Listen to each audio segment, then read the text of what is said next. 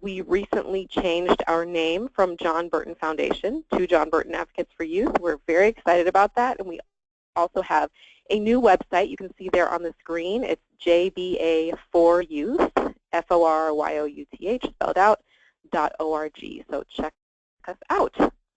You will see on the next screen some technical information. We always suggest calling in using a telephone versus listening through your computer speakers. It tends to give you better audio, so that's our recommendation. This information is also in your control panel on the right-hand side of your screen, so you can see it there as well. We always post the recording and the slides from our web seminars on the THP Plus website, and that is www.thpplus.org under Trainings, Past Trainings. This is the third web seminar in a series of 7 that we've been doing focused on post-secondary education.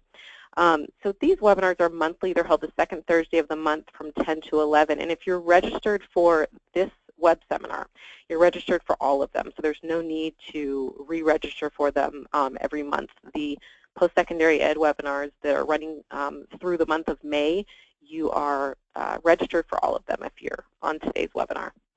And today's webinar is kind of our most, our webinar in this series that's kind of most rooted in direct practice of all the web seminars. We're going to talk about how to insert kind of key components of academic coaching into your case management model. So this is really targeted for housing programs, but it's really more widely applicable than that. If you work with foster youth that are attending college or are interested in attending college, I think these are a lot of great kind of tips, interventions, practices that you can adopt. So I am going to advance forward. Again, if you need this technical info, it is on your control panel. So we are joined today by 2 wonderful panelists, Christina Nicholson. Christina runs a THP Plus program in both Placer and El Dorado County. And a lot of their youth, more than half of their youth are attending college.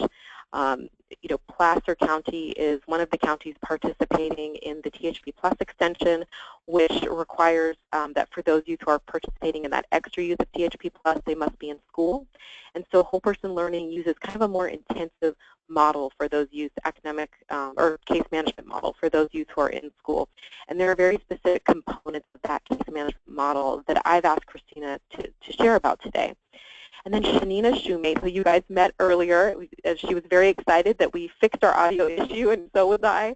Shanina works for Beyond Emancipation, not in their housing program, but in a program called B2B. And if you tuned into last month, you learned a little about this program.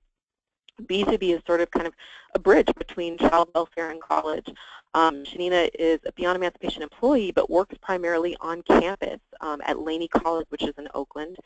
And this program was set up kind of pre-K fees, a lot of the support that exists now for foster youth on college campuses. And so I've asked Shanina to kind of share about also some of the key components coming from a sort of on-campus perspective, but from someone who's embedded in the child welfare community. So what you're seeing here on the screen is kind of in the center is the case management model. We put positive youth development here. It's a framework that a lot of programs operate from. It's a great basis from which to build. This is not a training on the positive youth development framework. It's a training on all of the things that you see circling around it, the kind of academic components that you would kind of put on top of your basic case management model. So, the central part of what you do now, whether that's, using the positive youth development framework or not, and then the outside squares are the kind of the related, college-related add-ons. We know that many of you already do many of the things on the outside as well, and we know this may not be an entirely exhaustive list because that could be a 4-hour webinar, right? But we tried to really drill down to what the essentials are. If you have a strong case management model approach and you do these 9 things, you're set up, you're well positioned to really support youth to succeed in college. I won't go over each of these right now. We're going to actually go over each of them individually throughout the webinar. So I'll save us some time there. And I want to go back to this framework. I do want to take just one slide and maybe 1 minute for, I've asked Christina to just give us kind of a snapshot of positive youth development in a few sentences just so that we have a little bit of a reference here. So I'm going to go to the next slide, and she's going to just give you a quick kind of snippet here.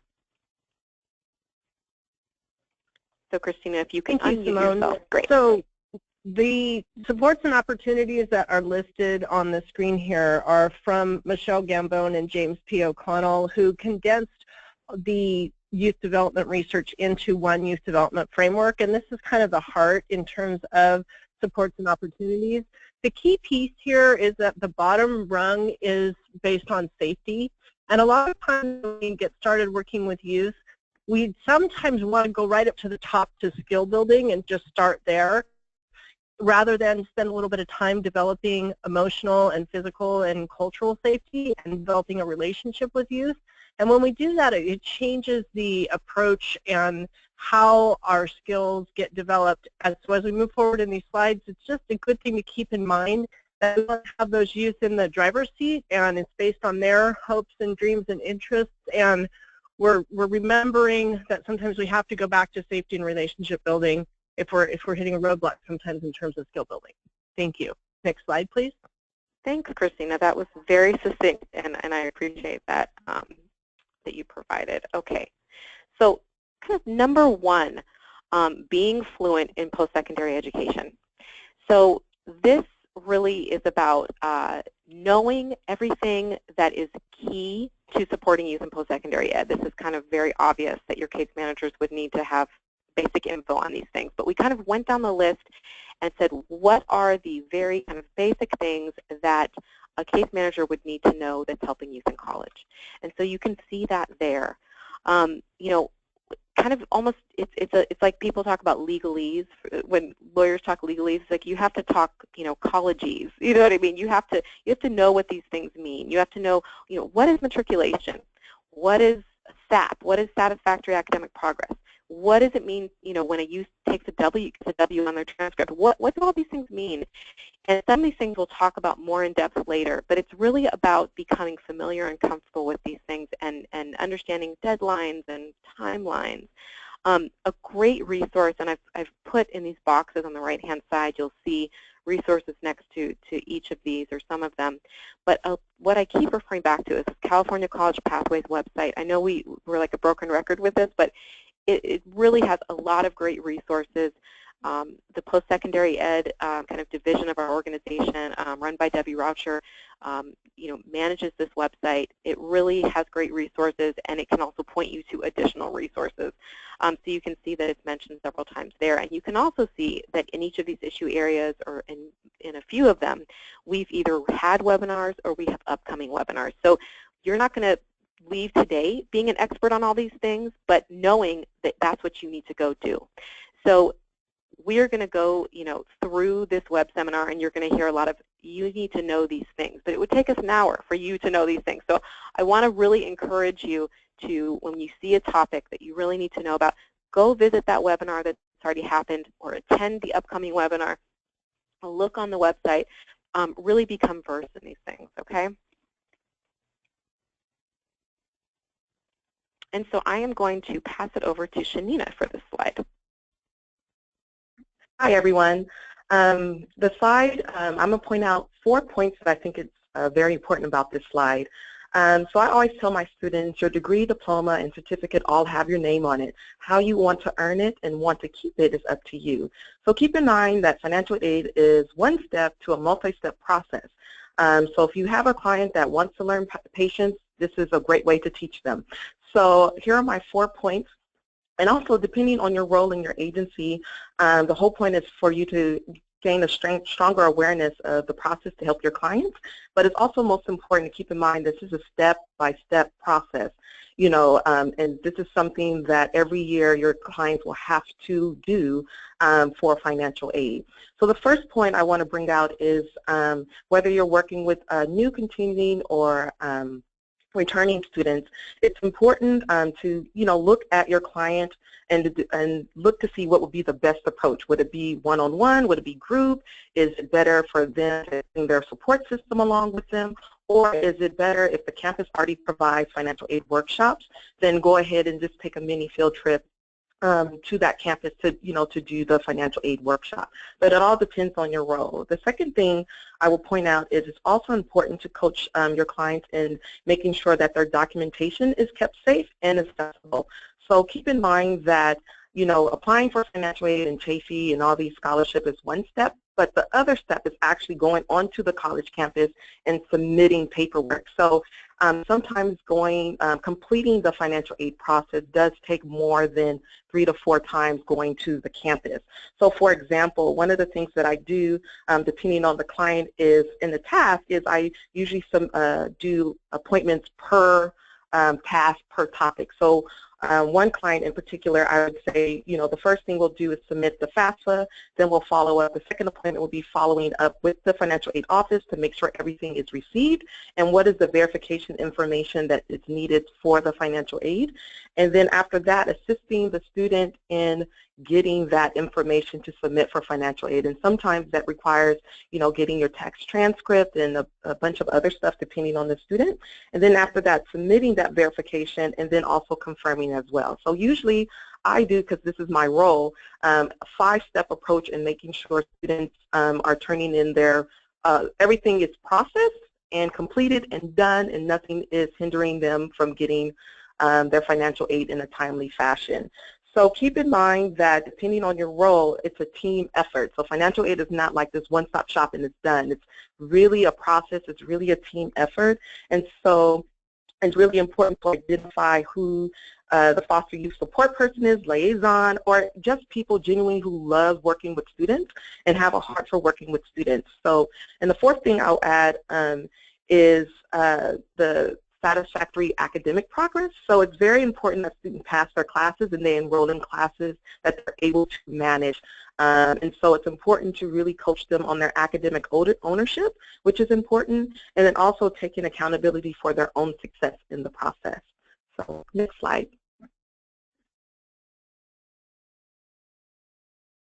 And I'm going to jump in on this slide, and then I'm going to pass it back to Shanina.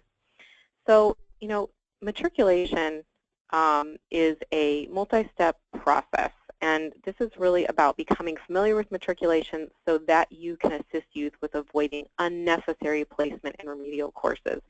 And this is something that is not simple. It's not something I can really go into depth in a few minutes, and that's not, the point of this webinar, again, is to let you know what the things are that you need to know. But what I do want to do is just take a minute and provide an overview of this. And I want to tell you, next month we have an entire webinar dedicated to this topic. You've got to attend it. This is really important. It's something I think a lot of people aren't too versed on that are not part of the college community. So us on the child welfare side, I think often there are nuances and things that if you work on a college campus you know about, but if you don't, you aren't going to know about it. So this is one of those things to really delve into and become familiar with.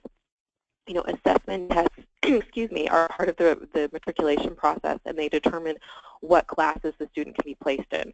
And sometimes students don't understand that assessment tests are important, or they don't really understand that they can have a real bearing on the academic future. Maybe they're kind of like standardized testing in high school or something.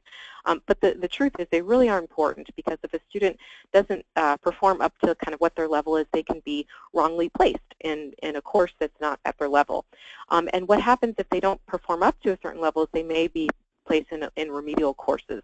And recent studies have shown that the majority of students that enter California's community colleges are placed in remedial courses, and then most of them never move on to earn a degree, a certificate, or transfer. And so you want to really help your students or your youth avoid being unnecessarily placed in remediation. So colleges, they provide sample tests that students can use to practice with, and then students will know kind of what types of questions are asked, what to expect, and they'll have a little more confidence when taking the test.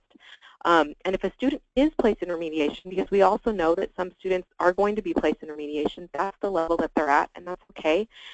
There are some options that are better than others. So just an example of this is enrolling students in remedial courses, but that are also paired with more advanced courses that are typically taught by the same professor. That's just kind of an example of a practice that is being used that's shows kind of better outcomes. So you want to make sure that your youth is kind of equipped with the self-advocacy skills, or that you accompany youth to talk to people at the school to look into what their options are if they are placed in remedial courses. And so what you see on the screen are kind of the 3 things that you can do to help support youth. But again, tune in to next month's webinar. This will be talked about in depth. And I'm going to pass it back over to Shanina. All right, so if I can plug in anything about this slide, I would say shoot from the mountaintop. I would scream like team effort, team effort, team effort.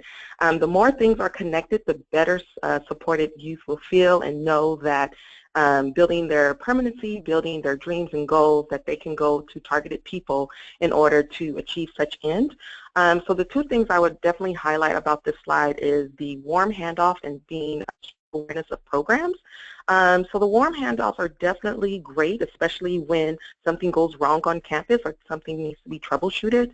So you being aware of who does what and why will better equip you to be able to help the youth problem solve, or the youth themselves problem solve things that happen on campus.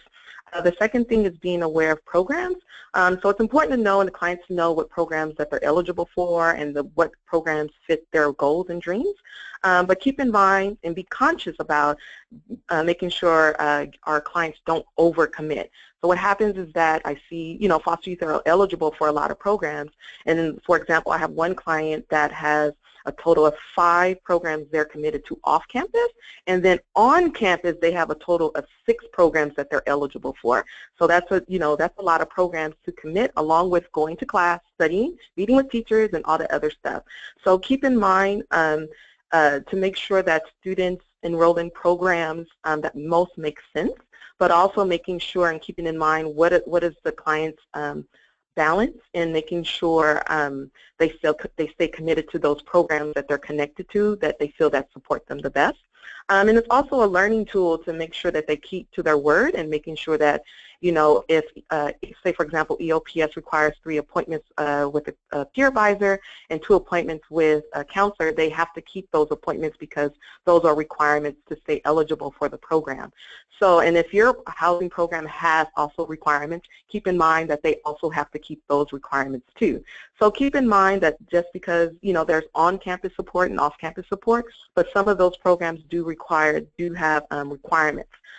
So the only thing I would just caution about, just making sure that clients don't overcommit, and then making sure that the support makes sense to where their dreams and goals and concerns are.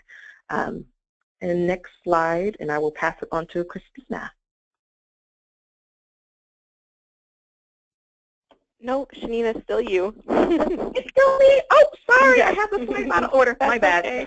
So, so the other thing, I would say the calendar is very important. So so this is what I do. So I list the academic calendar on my Outlook. So when it's time to enroll, when it's time for financial aid, and since I have a caseload of students, I know what programs they're involved in, when things need to be renewed, whether it's on campus or off campus. And what I typically do is send friendly reminder text message or emails in that sense, because again, the student is in the driver's seat of their educational dreams and goals, and my job is to solely support them in that effort. So, so enrolling in classes is a part of that effort. Financial aid is a part of that effort. If they're a part of on-campus support, that's also, part of that effort. So my job when I meet with them is to making sure that they're keeping their commitments that they said that they wanted to do, and then what is my role in supporting them in that effort. So on my calendar, I usually do like, so if I have a group of students that wanted to go to a certain event on campus, I'll put on my Outlook calendar, text, these 4 students in regards to this activity that's on campus. Again, because I want to make sure that they stay in the driver's seat. And again, some of the things that B2B does is not mandatory. It's more encouraging what they want to identify their college life to be while balancing other life events. So some of the things I would recommend to put on your calendar just for FYI and awareness is, of course, the academic calendar, any program dates and requirements that need to happen, like, for example, like EOPS has program dates, and then also requirements as well. The other thing that I do for students as the semester goes on, I make sure that they look at their syllabus to make sure when homework is due, when tests are due, and that's their responsibility in ensuring that they're, on target towards their goals. The other thing is the off-campus piece. So if like a student is AB12, or if a student is aging out of the system, or whatever case scenario, or if the housing program has certain things, making sure that they keep track of, however they keep track, whether it's on their phone, they have a paper application. Some people have their, I call it their educational folder that's ripping apart, but everything is kept in there to ensure that they are keeping on track towards their dreams and goals. And so I would just make sure, as the student keeps the driver's seat, that we continue to make sure that as they're continuing to be open and honest and exploring this, I call it the college land, that they continue to just explore. And it's a beautiful place, especially if you have people on campus and off campus to explore that with. So now I pass it back to Christina. Yes, now it is passed to Christina. Welcome, Christina. Thank you very much. One of the things on the calendar, we just had a meeting yesterday, and we made sure that both the youth participant and the HOPE worker had the drop-dead deadline date for when you can drop and get a W instead of getting an F. So that's one of those things in the calendar too, just a detail around that too that I'm sure Shanina has follows up with. The other piece is working with youth to make sure that they access necessary supplies and transportation and resources. And books and supplies, there are a number of different resources now, which is wonderful that youth can access for their books and other, resources such as notebooks and pencils, and the other piece is laptops as well. We also have other resources available, making sure that youth have their technology in place before their semester starts. We did an assumption one time that somebody, because they were a young adult, would have no difficulty turning on their computer and moving forward with it. And we found out one youth, we had to make sure they didn't quite understand how to get their Word going within the laptop that they were given with our program. So that's one key piece. The other is transportation. And depending upon where our participants live, we live in Placer and El Dorado counties up here. That's a very rural county. And one participant, for example, needed to get up in the morning, and it took them an hour and 45-minute bus ride to get to their training. And then they had all-day training, and then they came back for another hour and 45-minute bus ride. And they also were a parent and had 2 children. So transportation, as much as we can work that out earlier, if somebody misses the bus, do they have a backup ride? Do they have a Visa card for a taxi if they have to take it? All of those pieces are so key and important, especially if they might miss a class, and that could have been the second class that the instructor said, okay, you're out if you miss 2 classes. So very key, important there. And then all those other pieces like childcare and housing and mental health. One of the things that we found within our, now that we're operating the extension and we have that 3rd year, individuals have that requirement. They have to have those 6 units, and that does add some pressure to youth. But the other piece that we're finding is we're now getting more of our students enrolled in DSPS, Disabled Student Programs and Services. They've qualified for that, but maybe they haven't accessed it in the past. And now that they've tried and maybe they're having some difficulty, or they have this little bit of extra pressure to be able to continue in THP Plus for the next year, they have that extra pressure to make sure that their education is intact. They're now accessing more supports, and what we're working on is ensuring that those supports are in place before the semester gets started. So the first day of class, they have in their plan to take their accommodations paper to their instructors, so that right from the get-go that instructor is aware that the student is enrolled in Disabled Student Programs and Services, and they're aware that they might have some tools and strategies that they're going to be asking for, like sitting up in front of the class, or having a note taker, or using a tape recorder, or having extra time to take tests. So those are the main key pieces, just some examples. And then there's some resources down at the bottom here too that just want to remind people about the Burton Book Fund, and the access is there for that. Thank you. Next slide, please.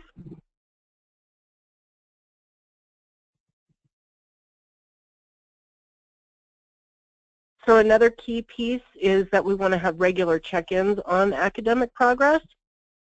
And this can look really different depending upon the individual. We find that there are some students that are continuing in school, they go with the extension. We had one individual who had a child in the middle of her semester and still got an A and a B in the 2 classes that she took. And so for her, we asked to see her grades on her phone, ask how she's doing. She fills this in, lets us know she's talking to her instructors, and everything moves along smoothly. Sometimes youth have other obstacles and challenges that come up during their semester, and they may or may not be as forthright in terms of what's going on. And so making sure that we have really frequent, like for us, we meet weekly with our youth and sometimes more, because we also attend their academic progress meetings with their if it's their EOP&S counselor or their DSPS counselor. We're there during those meetings with them so that we can know and understand what's going on in their classes, and we're asking them, are you communicating with your professors? Is maybe your DSPS counselor is also helping you communicate with your professor if you've missed a couple of classes or if you failed the test? So what are you doing now, and what's happening about that with you at this point? There are some programs that do require progress reports. So sometimes there are programs that ask students to go to their professors and bring back a progress report, or also a number of programs now are available where other individuals can actually access those grades as long as they're given a passcode. They can go in and check the grades of students. Much like if you're a parent of a student that is attending college, because they have rights around confidentiality, sometimes the students can give their parent or other agencies access to check their grades. And so if that's something that a youth wants to do and is willing to do, that's another option. But it's just extremely important to continue to check in and dig down to more detail around, okay, how did this week go? What assignment did you get? In a week you have an exam coming up. Okay, when are you studying for that? What days are you doing? Backing everything up and moving backwards so that it's all broken down and you're both aware of what's going on in terms of their academic progress. Next slide, please.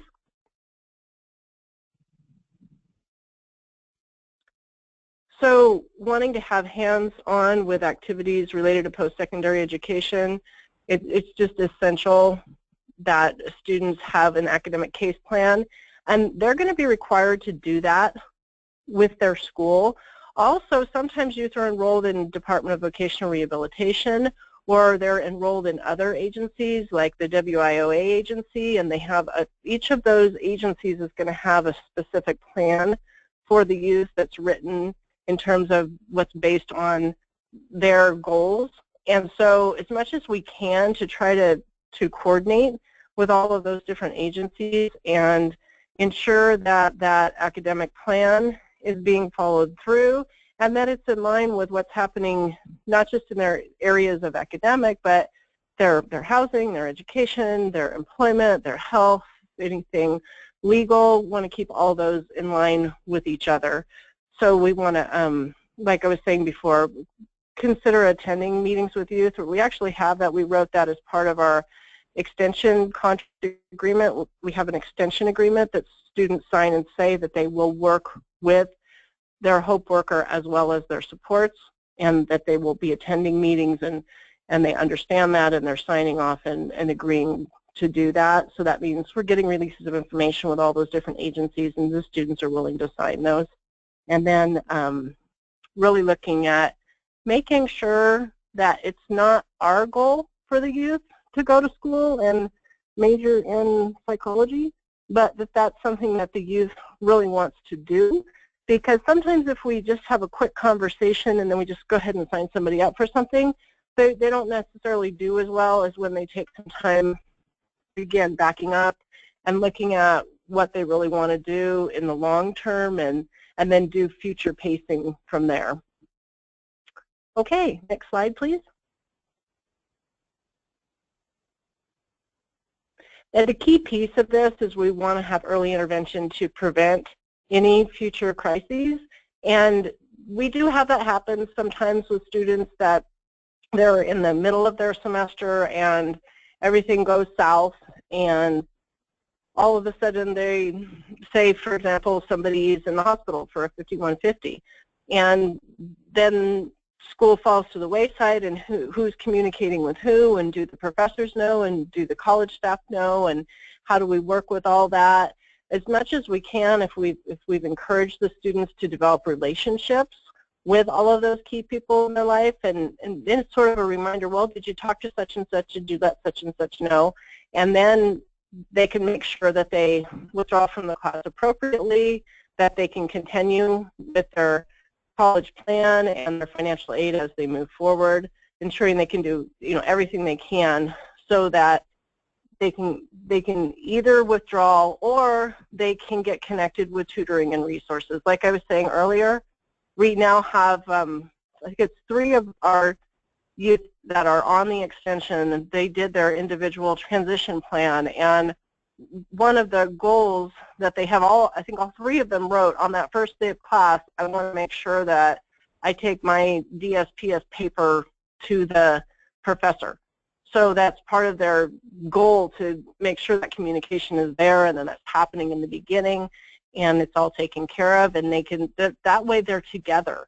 The youth together with all the supports that they have in their life are foreseeing any kind of obstacles before they become too much, and then they, like in our case, if they have to drop out of the classes and there really isn't an extenuating circumstance, then they could become ineligible for the extension. So we don't want that to happen, but at the same time, we want to make sure we have all these pieces in place. And also their financial aid, wanting to look at making sure that they're managing their financial aid appropriately. That can be another stressor. It's so much of a stress when you wait too long and then you don't want to tell people because you're worried that you might lose your housing, or you spent your financial aid on a car and then you don't have it to pay your rent, and just all those pieces. It goes back to that triangle in the very beginning about having safety and developing relationships and being able to continually communicate and develop that trust with our youth and their supports as well. Next slide, please. Thanks, excuse me. Thanks, Christina.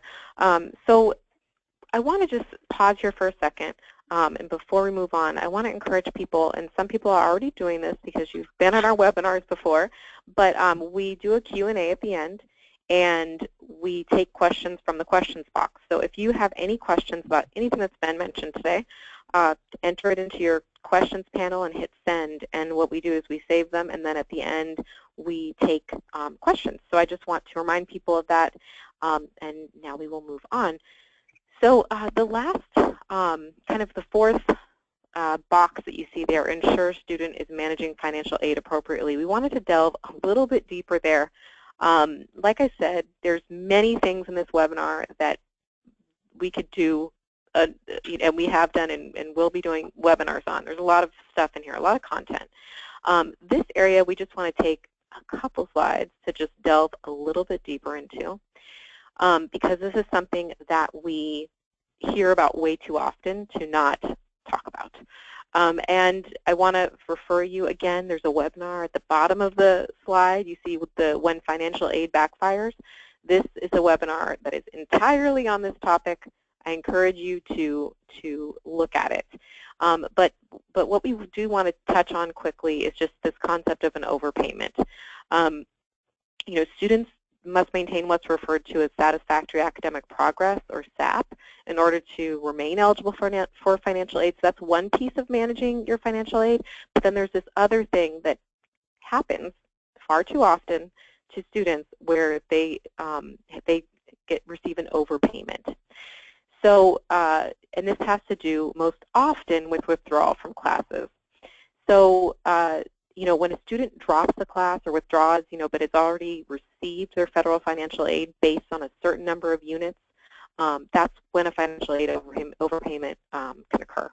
And again, it can happen for other reasons, but this is kind of the most common reason that we see it happen in our world here. And then the student has to pay back the money, or there's a hold on their enrollment until they do so. And so we don't want to, alarm people about this like this is going to happen every time, because, like a reduction in 1 to 2 units under certain circumstances might not lead to, won't lead to an overpayment, or, if a student receives an incomplete, that's not going to lead to an overpayment, even though they do need to ultimately complete that class. But if full aid hasn't yet been paid, that won't lead to an overpayment. So this doesn't happen every time, but it can happen. It does happen, and we want people to be aware, and we want youth to be aware. So the next slide just gives you a list of kind of what because it's like this is something that's happening, on campus. They obviously got to talk to the financial aid office, but what can you do as a case manager or as someone who's working with youth who's receiving financial aid, who's attending college, might be having academic difficulties? These are all these are things that we can actually help prevent financial aid debt, and we can help manage it if they get the financial aid debt. So what are these things? So on the left you can see the 5 things to prevent. So there's you want youth obviously to enroll in classes they're capable of passing, kind of first and foremost, and help them, help equip themselves with the right tools and resources in order to pass those classes. And then there's also really important, encourage them, and we've said this multiple times throughout the presentation because it's so important, encourage them to talk with a counselor about so many of these things. Can be they can receive really good assistance and guidance if they speak to a counselor. So in this issue also, talk to a counselor about their classes. You want to make sure youth really understand what courses they should be enrolling in, and then you also want them to understand the gravity of that their grades can have and that dropping classes can have on their financial aid. So really understanding the process and the consequences. And then, if a youth is faced with failing a class, you want to make sure that they're receiving good counseling, again, to make the best decision moving forward. Should they drop? What should they do? And then on the right-hand side, you see, if a youth does find themselves in debt, there's a few things you can do. First, again, make sure they are meeting with the financial aid office. I would say go with them, and I think Christina and Janina would agree. Help be proactive, be hands-on, help troubleshoot this with them. Know that the schools have flexibility. So in some cases, a school can even just repay the debt and make arrangements with the student for repayment. So that's just an example of kind of how it says there. What does it say? Get creative, right? Bring in other supporters and design creative solutions. It's not the end of the world if this happens. There are ways to fix this, to solve this, and so help be part of that team and bring in folks that you think would have good ideas to design creative solutions. And then, of course, helping students find sources to assist with the debt repayment. Maybe your program can help. Maybe there's other resources out there. And then, of course, don't let them give up. Again, this is not the end of their college career. This is a hiccup that has to be fixed. And so just encouraging them and telling them not to run from it. So again, I'm going to encourage you to send your questions. We are moving into the Q&A portion of the presentation. And so I'm just, first, before I take questions, we got a comment that I want to mention because I think it's a great comment.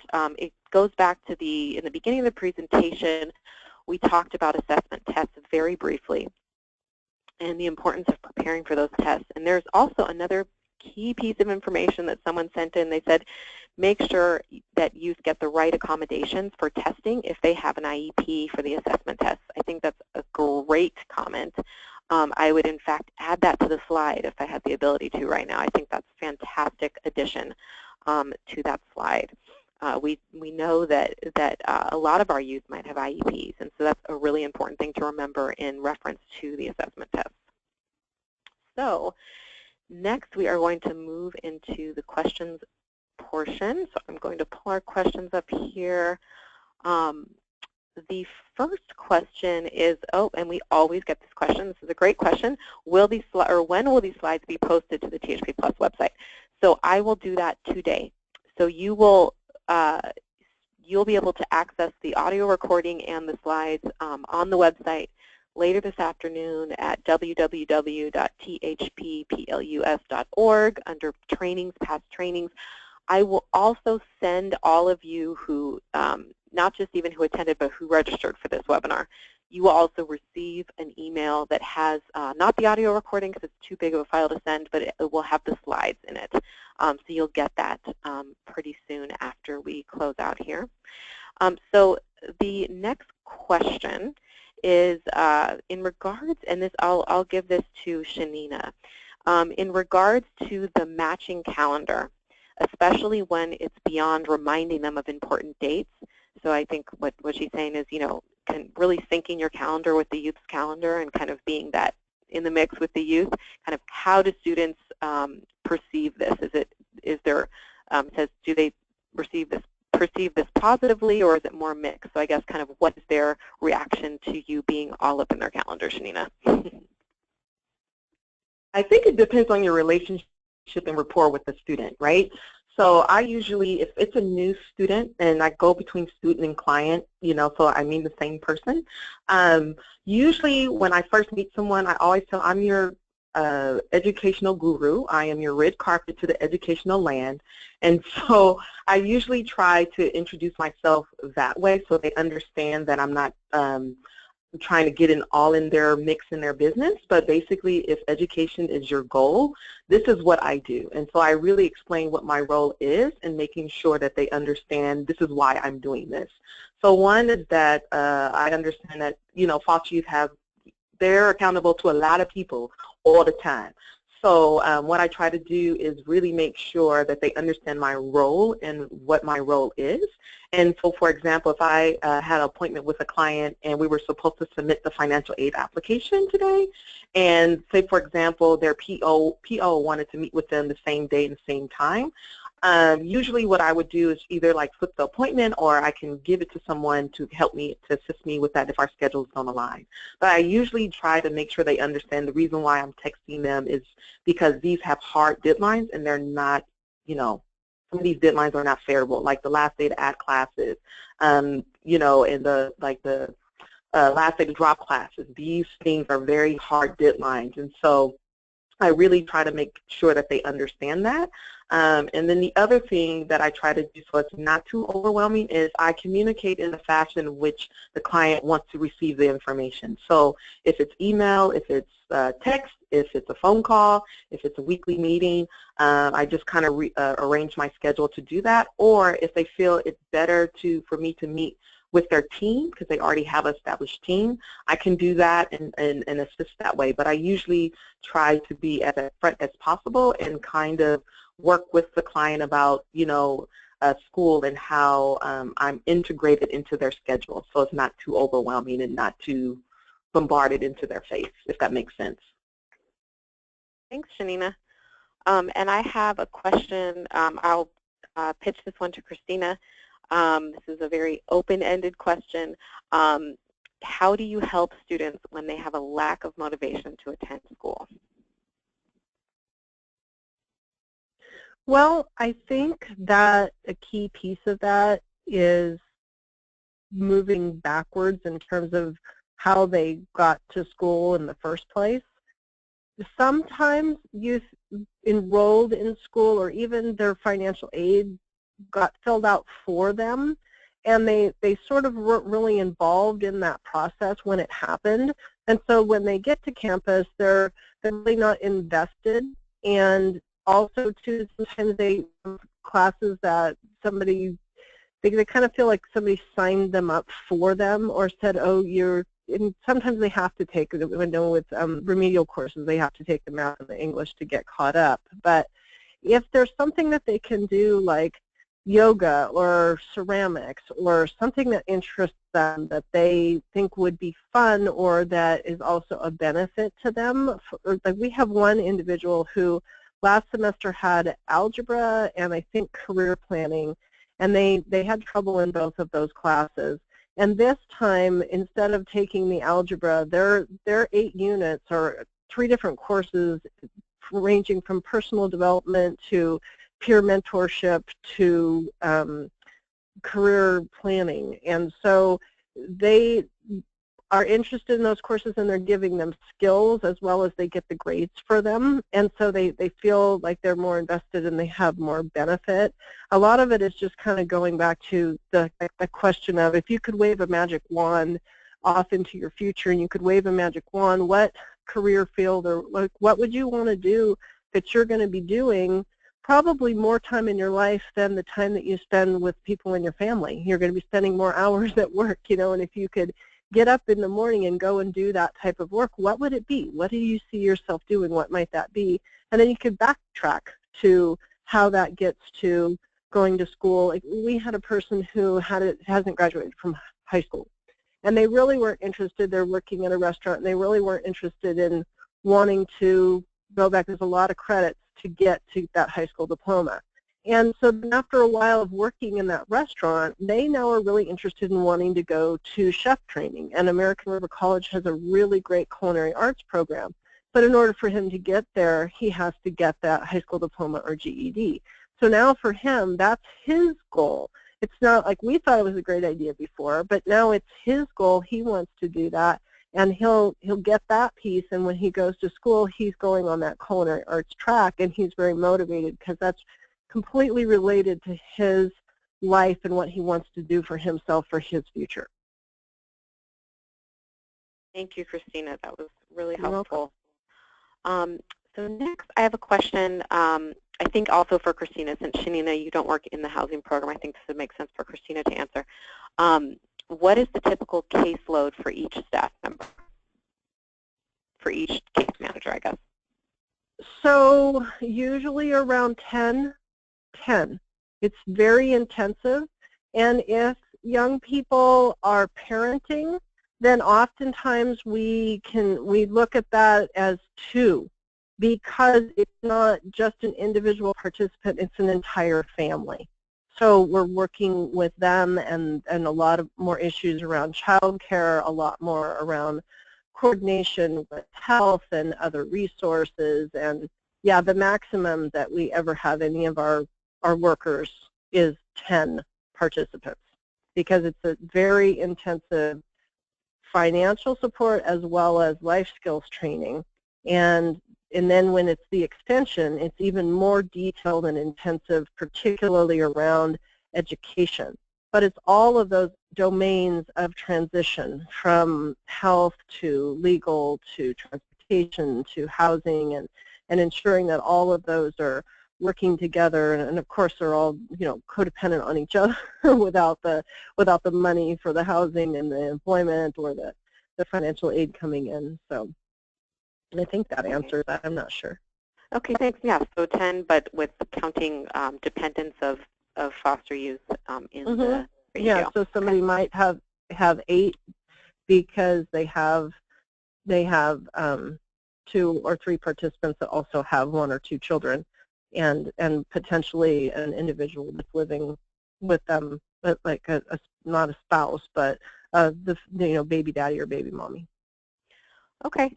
Next question is for Shanina. I'm going to pitch this to you as our you're on campus there, so I think you'll have an answer to this one. What support is available for foster youth if they do not qualify for EOPS because they're only attending part-time because they don't want to get overwhelmed their first semester? It seems counterintuitive to have them take more classes than they can handle just to have the support of EOPS. And then just this person also commented that Laney and Skyline, which are both colleges in the Bay Area, have been amazing exceptions to this issue in my experience. So, and Shanina works on Laney campus, so there you go. That is a beautiful question. So I work with, if you talk about creativity, yes, this is a creative question.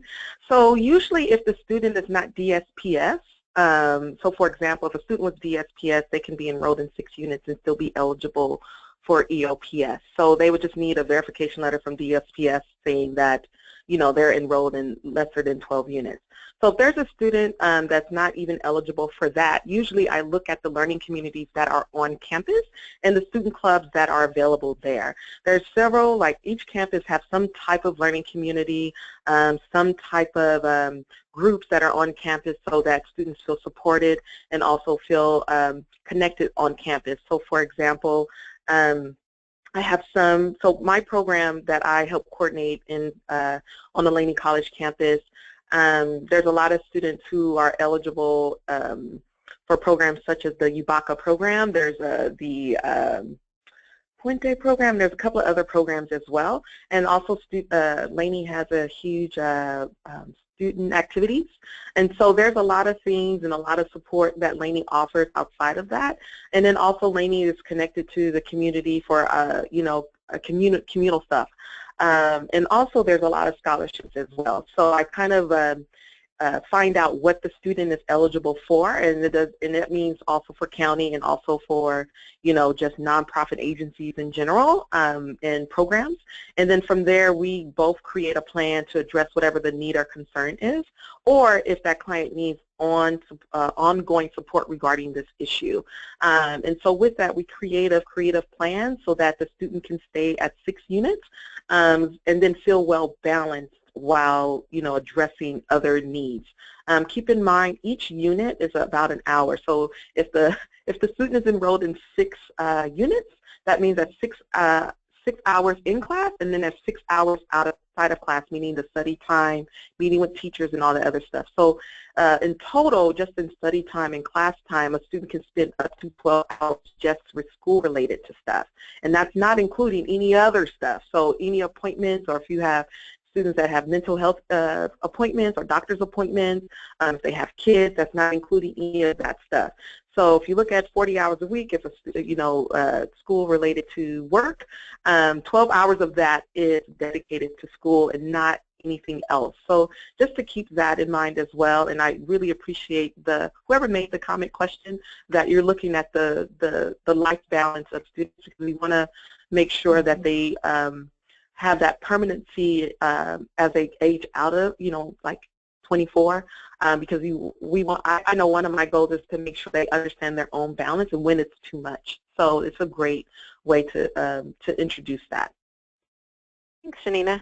We're going to do one last question, but I just want to quickly say we are getting kind of comments and questions that are more in the weeds about financial aid and about kind of yeah, well, it's really about financial aid, about both kind of the process of applying and then also about the kind of the impact of withdrawing and issues of repayment. You know, as I referenced, these are topics that you could do that we've done entire webinars on and more. You could probably have a full day training just on financial aid. And so there's no way, we can only scratch the surface in this webinar. This isn't on financial aid. And so what I want to just say is I really want to encourage people, go and view those full webinars to make sure that you have the kind of bigger picture there. Just because if we even get into these questions, it'll take another 30 minutes just to get through them. So I want to just ask one last question kind of in reference to this, and it's about mental health services. It says, what would be the best approach to implement more consistent mental health services or resources? That's a very general question. I think what I'm going to do is just tailor it a bit and say, Shanina or Christina, do the youth that you guys work with, do they tend to access any mental health supports on campus? Do they tend to reference or access them in the community or through their child welfare agency, through their, you know, referred by their child welfare agency, through the Department of Mental Health, through their program? Kind of what's that looking like in your communities? Maybe Christina, you can comment first. I think it depends on the student and their situation. You could have students that are having more like situational depression, or they're getting really stressed out, and they can go ahead and access campus resources, and they do that short term, and that works fine for them. We have other individuals that access county resources, or they're in the process of trying to access county resources, and And in the interim, maybe they're using another community mental health agency to get an assessment, or here we have a Chappaday Indian Health Services where they offer services not only to specific Native American Indian populations, but it's another avenue, because often it can take a while to get those services where you're actually at the point where you're seeing a psychiatrist and getting a prescription. And we've had individuals that maybe start a semester and they have a specific prescription and it's not working well for them, and so they're going back and forth with their psychiatrist to try to find the right dosage, and that of course is affecting their ability to do well in school and in other areas of their life. And so it really depends on each individual and what's happening with them, but I think the key piece is just we have a general category of health when we do our open-ended transition plans. And in that general category, we have things from when's the next 6-month dental appointment? Do you want to get your eyes checked? You know, how are other things going health-wise for you, physical health, mental health? And everybody has a different answer because it's all individually tailored, but depending upon what's going on with a person, the other thing we find is maybe in the beginning, when they first start, they don't say much, but after they've been in for 6 months to a year, they're feeling more stable and secure in their housing and what's going on in the rest of their life, then they're like, you know, I kind of would like to go get some counseling. How do I go about doing that? What do I do? And then again, it's their idea and they're motivated to move forward with that. Shanina, would you like to add anything to that? I would ditto everything you said. It just depends on the relationship and the rapport that you have with your client student. Yeah. And because some depend, you know, like, I don't want to talk to nobody else, and they get the attitude no, and then you have others that are really open and willing to start and engage in that process. But it just depends on the student. Some prefer on-campus support, and some prefer off-campus support. And then also, depending on your agency and model, like at BE, you know, that falls under wellness. And so we want all clients to be well and be able to figure out what that looks like for them. And that's kind of a part of what we do within our coaching model of this creative, connected, resourceful, and whole. So that's the only thing I would add. Thanks, Shanina. Thanks, Christina. Okay, you're welcome. So lastly, I just want to thanks everyone for attending. This is our last little message to you. It's just upcoming webinars here. We are holding one next month on the matriculation process and how to avoid placement in unnecessary remediation, and then how to, if you are placed in remediation, what should you be doing, or what should your youth be doing? So definitely attend that. We have a wonderful web seminar on Senate Bill 12. That is legislation that we are sponsoring for the current legislative session, and that is Senator Bell's bill. And it has to do with, it's a post-secondary ed related bill. It's generally about increasing Pell Grant receipt among foster youth, but it's kind of, there's a lot going on in that bill. It's really interesting. Tune into that to learn more. And then March 9th, we have our webinar on campus supports and resources. So you'll learn more about the campus support programs that some of them we referenced today, and kind of resources like priority enrollment and other things that foster youth can access on campus. And at the bottom you see where you can sign up for our newsletters. If you don't get those, you should probably sign up for those. It's the best way to hear about all of these webinars. We put articles in the newsletter about the webinars, and we also use that same listserv to send out individual notices about the web seminars. So you can sign up there. If this slide leaves too quickly and you don't get the chance to copy this down, don't worry. I will be sending these slides to you so you can click on the links directly in the slides when you get them. Thanks, everybody. Thank you so much to our panelists. You guys, we really appreciate you sharing with everyone today, and we hope everyone has a great rest of the day.